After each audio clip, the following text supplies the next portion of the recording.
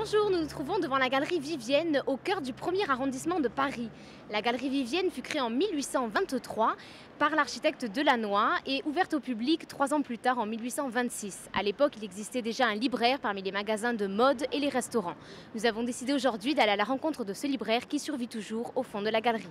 Forcément prédestiné à devenir libraire, mais le fait est que j'ai toujours aimé les livres.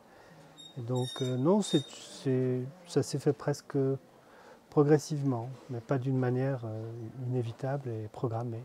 Et c'est une histoire familiale, c'était mes grands-parents et mon arrière-grand-père. Et puis après, c'est sa fille, ma grand-mère, qui a repris. Ma mère, après, nous a légué la librairie, mais sans y avoir travaillé. Il y a de tout, littérature, histoire, beaux-arts, poésie, voyage, livres sur Paris, cartes postales, un peu de gravure, un peu de tout. Les cartes postales représentent un bon quart de mon chiffre d'affaires. Les livres de poche se vendent très bien. Les livres pas chers se vendent très bien. Selon les domaines, il n'y a pas de type de collectionneur. De gens qui s'intéressent à un domaine, un sujet, la poésie, la littérature, les voyages, les éditions originales, les livres de poche à l'extérieur. Il y a des touristes qui achètent le livre comme objet. Non, il n'y a pas de portrait type.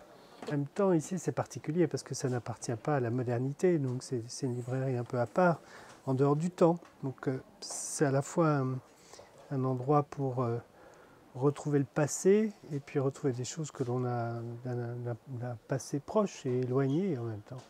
Non, c'est différent de la FNAC.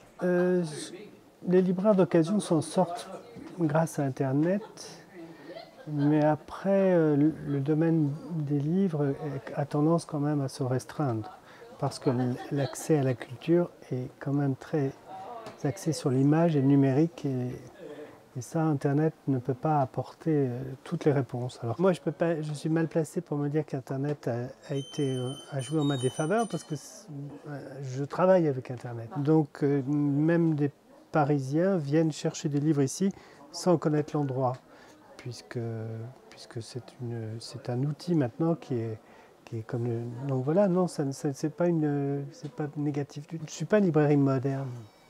Je ne peux pas être concurrent de la FNAC. C'est différent.